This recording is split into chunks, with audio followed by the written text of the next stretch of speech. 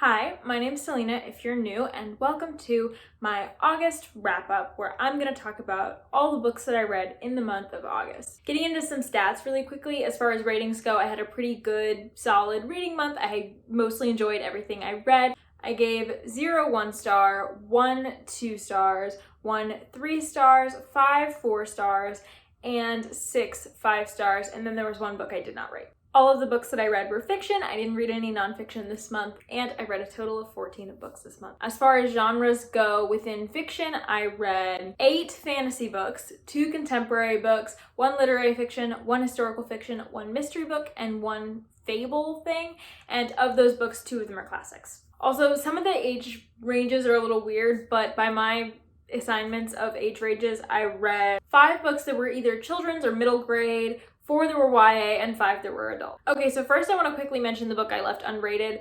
If you have kept up with my videos, you might know that I worked my way through a reread of the Percy Jackson and the Olympian series. And I wasn't gonna pick up this book, but I remembered loving it as a kid. That book is the Demigod Files. It's kind of an add-on to the Percy Jackson series. It was published after the whole Percy Jackson series was out. I loved it because I wanted more Percy content desperately, and I got that with this book. It had one story in particular that I really loved as a kid, Percy Jackson and the Sword of Hades, I think. And when I was a kid, I just thought this was a fun time. And as an adult, I can still see why it's fun, but I don't think that it's at the level of quality that the Percy Jackson and the Olympian series are, and I had less fun with it. I read it in a night, so like obviously I was okay with reading the book, but I just didn't really enjoy it to a great extent, and so I'm leaving it unrated because I really liked it as a kid, and I feel like if I were a middle grader, I might enjoy the Demigod Files more. I certainly did when I was a middle grader, and so I just don't feel like it's fair for me to give that a rating. Another reason I don't love it is because it feels unnecessary to my adult brain. It also feels like a setup for the Heroes of Olympus more than anything, more than it is a add-on to Percy Jackson, which is a perspective that I've only gained after reading the whole Heroes of Olympus. And so it's just really changed how I view the book, and so, you know, it's not as good as the original series. I wouldn't recommend reading it or rereading it, but I did it, and now I know. The lowest rated book, though, that I read this month was A Sky Painted Gold by Laura Wood. This is a YA historical fiction taking place in 1929. In Cornwall, we follow this Cornish girl who lives in this tiny little town called Penlyn in Cornwall, and her town is very like sleepy and kind of not, big things aren't happening there. But big things start to happen when the Cardew siblings return to their old family house at Cornwall. Their family had this mansion. The Cardew siblings, who are around our main character Lou's age, move back there and bring with them the Roaring 20s and the Great Gatsby vibe, and they start having big parties every night where people come in from London and all sorts of things to go and attend these parties. And so Lou has been sneaking into this house before it was occupied for quite a while to read and just hang out, and so she's really curious about the people who are now living in it and making it like not hers, and so she kind of gatecrashes their party, and the friendship between the Cardew siblings and Lou forms from there. So objectively, this is not a 2-star book. It's actually, I gave it 2.5 stars for this reason. It's not a bad book. It's not a book that I have so much hatred for. It's not a book that I deeply dislike. It's not a book that is like on my like most disliked list. It's just a book that I didn't really enjoy, and so I didn't like giving it any higher. I didn't feel like I could accurately reflect my feelings on it, or like how little I enjoyed it, without giving it a 2-star. And the sad thing is, I expected to enjoy this. This has been pitched to me as a Great Gatsby meets I Capture the Castle. I love I Capture the Castle. I just read it this summer. I loved it. And then The Great Gatsby I used to really like, but now it's kind of more meh to me now that I've read more classics. It's like a 3-star. It's okay. But I was expecting to like this because I've heard from people who have similar classics reading taste from me that this has sort of a classics feel, and it really captures the feeling of both of those books. And I just did not agree. And I'm sorry if you can hear my air just turned on, by the way, but I'm gonna keep filming because I don't want to be doing this all day. But yeah, so I did understand how people got those comparisons. If you just look at it like the facts, this is a very Gatsby book. There's a bunch of, you know, glitz and glam of the Gatsby parties. There's Gatsby parties. There's just, it has a very Gatsby vibe in that way. And then I Capture the Castle, the main character's a writer. We have a pretty strong YA voice. She's a little quirky, I guess. She, you know, she's growing up and she's figuring out that she doesn't really want to follow the same mold. And so there are things about this book that reflects both I Capture the Castle and The Great Gatsby. In my opinion, the reason why those classics are so good and the best parts of those classics was not in this book. What I love about so many classics, and this is one of my favorite things reading any classic really, is that a lot of them are just really honest and like really dark and biting and gritty, and there's always a darkness to them or an edge to them, and this book had no edges. It was kind of soft. Which is great if you would like that book. It's just that I have realized through reading this book, and this is not even the book's fault, that the reason I love classics so much is for that bite. And this book didn't give me that. All of the interesting parts of The Great Gatsby and I Capture the Castle were not captured by A Sky Painted Gold. It was the stuff that I was less interested in, the superficial stuff that was captured by A Sky Painted Gold. And if this sounds like a good book for you, like this is pretty romance heavy, I would say it's much more coming of age. It's not like a romance, but like if you're interested in a, you know, swoony romance, I guess, YA, coming of age, likable protagonist trying to figure out what she wants to do in the world in a Gatsby sort of setting, then I would recommend this for you. That's not really what I wanted from it, and that's probably my own fault, but I didn't enjoy it anyways, so 2 stars, moving on. Moving on to my 3-star book. That book is Crier's War by Nina Varela. This is a YA fantasy romance about a human girl and a maid, kind of like automaton girl, who come into contact and change each other's worldview. The maid, or the automa of this society, are really powerful, and they oppress the humans. It used to be the other way around, but the automa rose up and they are now oppressing humans. It's a really dark world, and we get to see both characters from 2 different sides of the social strata kind of navigate it. And this book was a 3-star. I had mixed feelings on it.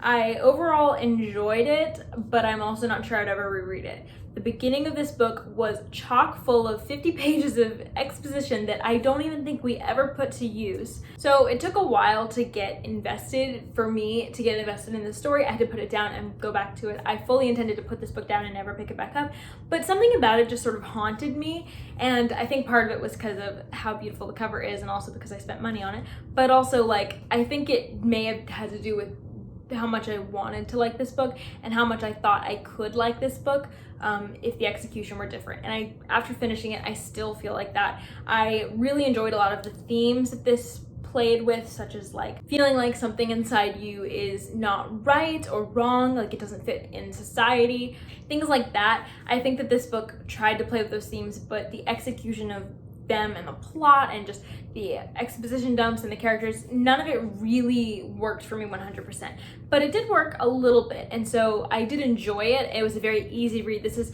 once you get past the exposition, this is very, very easy to read for such a, like, you know, thick book. It was a good read. It was an easy read, but it also didn't really, I didn't feel fulfilled by it. I didn't feel like I was super attached to the characters. I wasn't really invested in the romance. The plot invested me somewhat, but I still think it could have been executed differently and I would have liked it better.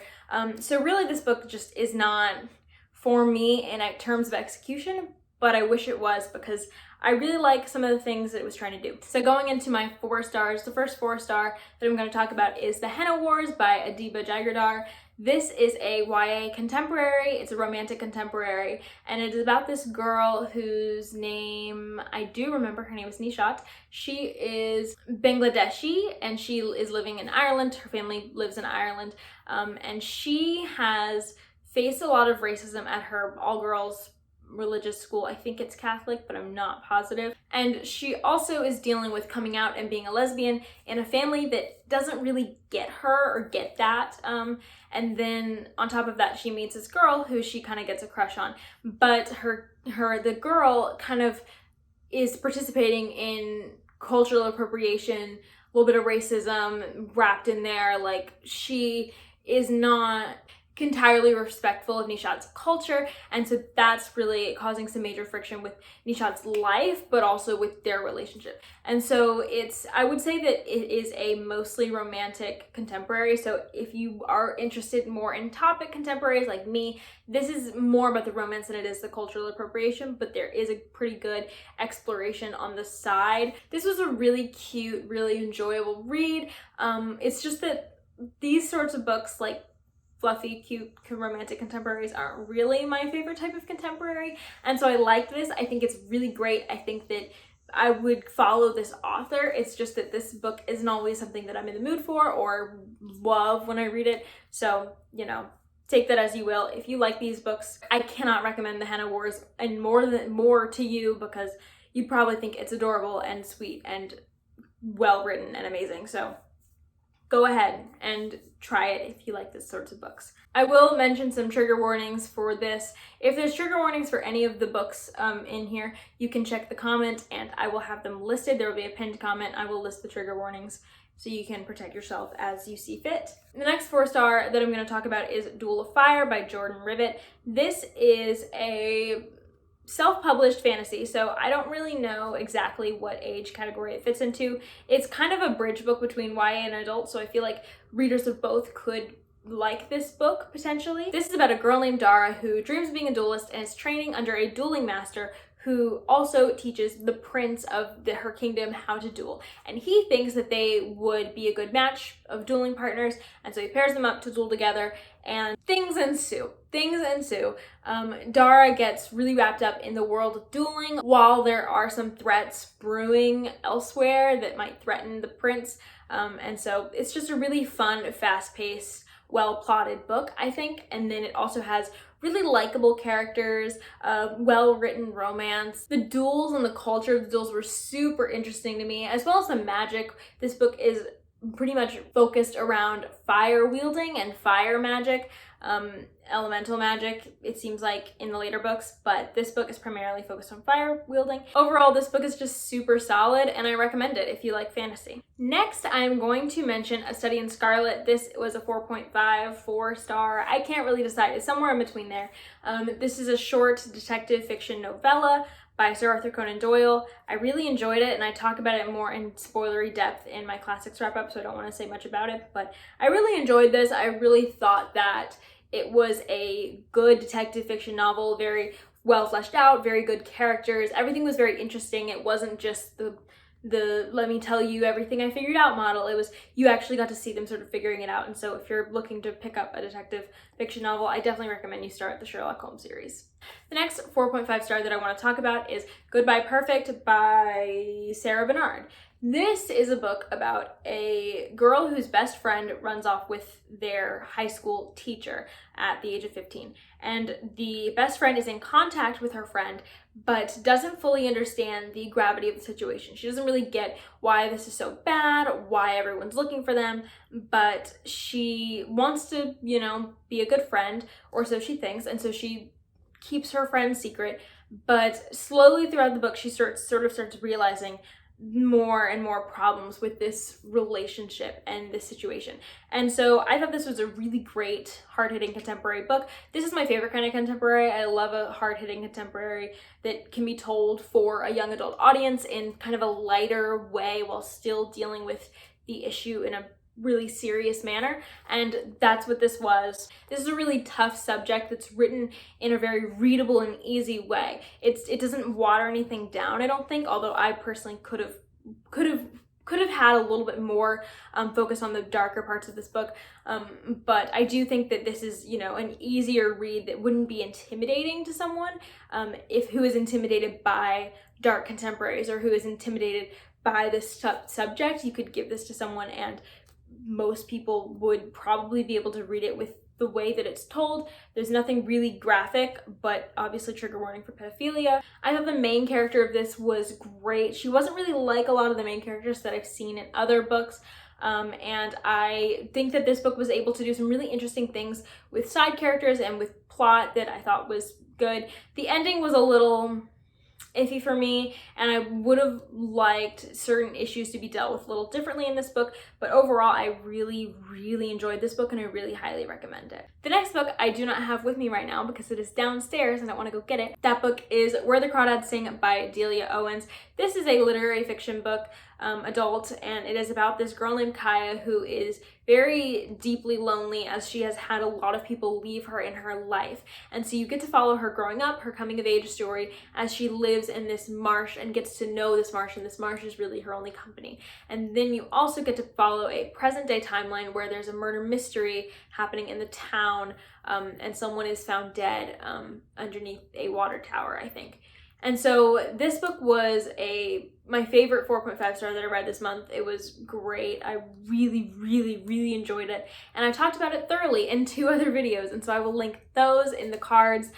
You can check out the I Read My Best Friend's Favorite Book vlog that I did. This is my friend Heather's favorite book, and so I vlogged myself reading it and reacting to it. It's entirely spoiler-free. And then I also had a spoiler-free chat where Heather and I spoke about this in spoilery detail. We also have a non-spoiler section though, so if you would like to go see a little bit more in-depth thoughts and then also some spoiler thoughts, that video has that. I will link both in the cards. On to the 5 stars, of which I had 6. I'm going to start with The Hobbit by J.R.R. Tolkien. I talked a bit about this at length in my August Classics wrap-up. That'll be linked. There might be some things people would consider spoilers in there, so be cautious. But I really enjoyed this. I thought that it was a beautiful world, interesting characters, interesting plot. I was not bothered by the episodic manner of the plot. I really actually enjoyed it. I thought the ending could have been better, but I did really like a lot of things that this book did and the things that this book set up, and I'm really excited to carry on with Lord of the Rings. And so I feel like that's sufficient to say about this because I already did a whole video about it. So we're just gonna move on. My next 5 stars that I want to talk about, I also already talked about in another video, and those are Battle of the Labyrinth and The Last Olympian by Rick Riordan. These are books 4 and book 5 in the Percy Jackson The Olympian series. As I said, I did a whole Percy Jackson reread this summer. This was my favorite series as a kid, or one of them, and I did a whole reread this summer. I read the last 2 and that Demigod Files book in this month. I really enjoyed them. I thought they were fun and good. I do think I prefer the first half of the series to the second upon sitting on it, and so like that's not a popular opinion at all, but I did really enjoy these books, and I think that they really concluded the series very well and took it to places that it needed to go. You can hear more about that in spoilery detail, since most people have read this, in my Percy Jackson book talk, which I will leave in the cards. I talked about all the spoilers for this series all the way through, and so if you would like to see that, go check that out. And the next 3 5 stars I definitely like better than the ones I've just talked about, than the 3 I've just talked about, but I can't really figure out which one is my favorite or how to order these 3. They're all new favorites for me, and so I don't really know how to order them, but I'm just gonna talk about them in the order that I read them because that seems easiest. The first one of these books that I read was The Boy, the Mole, the Fox, and the Horse. This is a fable sort of thing. It's just a lot of like beautiful art, and then it has sort of a cohesive story, but it's not a fully cohesive one. It's kind of a very loose story with, you know, mostly just art and some sayings. There is kind of a plot, if you will, but it's a very loose plot. And I loved this book. It reminded me sort of the feelings that I get when I read The Little Prince. I felt like this book got me in a lot of ways, and I just felt very grateful to it. My next 5 star is Oathbringer by Brandon Sanderson, this giant 1,000-page book. This is the 3rd book in the Stormlight Archive, which I don't even know how to describe, so I've just stopped trying at this point. If you've watched my videos, you know about this series, you know it's epic fantasy, and you know how much I love it. And this is officially, I think I can say, my favorite series as of now. I'm gonna try giving a really short synopsis, and I think what it is what it boils down to. I've kind of heard a variation of this going around recently on Twitter, but like I don't love every single aspect of that one, so I'm gonna kind of change it. Really sad people who do not think of themselves as heroes, or really downtrodden people with low self-worth who do not think of themselves as heroes end up having to be heroes.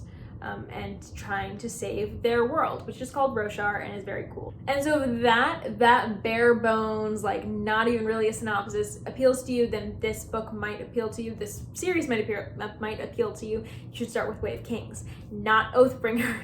Anyways, this book was epic though. Oh my goodness. I thought Oathbringer furthered the series as a whole's plot more than the other two books.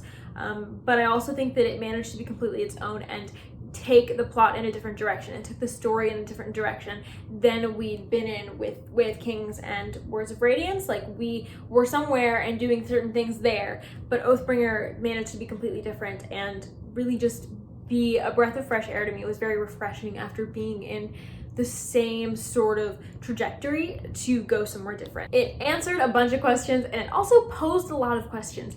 And I cannot wait for book 4 to come out this year because of all those questions. I thought the character work in this book was stellar. I thought the plot was fun. Some of the funnest moments were in this book and I loved it. I have some complaints, but they're pretty minor. So I love this so much. I can't decide whether this or Words of Radiance is my favorite, or Way of Kings, because I love all of them so much. I don't know.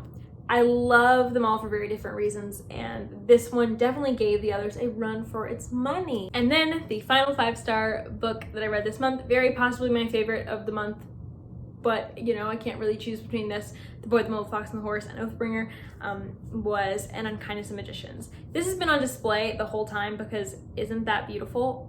Wow, wow. So I got this for my birthday, and I was dying to pick it up, and so I did, and it blew my freaking mind. This is a story about the unseen world of New York. That is the magical world that lives alongside the mundane New York City, and we follow a girl named Sydney who's kind of an outsider in the unseen world. The unseen world is a place of darkness and money and like family secrets and family houses and ancient lines, and Sydney's really apart from all that, and she has major issues with how this world is run. And so when the house wars come, which are these like every 20 years, the houses battle for control of the unseen world, the winning house gets the control. Sydney wants that control of the houses, Sydney wants that control of the world and wants to compete, and so she does, and these duels are brutal and bloody, and so Sydney's gonna have to get through them and survive if she wants to even see her dreams sort of happen for this world. This had a fun plot, like a thrilling plot. It was dark and brutal, but it also was just so thrilling. I was guessing the entire time. And then you also have some amazing characters, some of which are very likable and you love and want to protect, and some of which you cannot stand. This book was a lot more dark than I was expecting, and the plot was a lot more intricate than I was expecting. It really felt very masterfully crafted with lots of different threads, lots of different legs, lots of different moving parts. It was just a lot of things that sort of had to come together and meet, and I think that it balanced them all incredibly well. I think it was paced great, I think it was plotted great, I think it was great. The magic is vivid, and the more you find out about it, the darker everything gets, and I thought that the thematic brilliance of this book was also very good. In my opinion, this deserves way more hype than it gets. From what I've seen on BookTube, I haven't seen many people talk about this, but I highly recommend it. Thank you for watching this wrap up. These are some of the books that I read in the month of August, most of the books that I read in the month of August, and I will see you next time. Bye.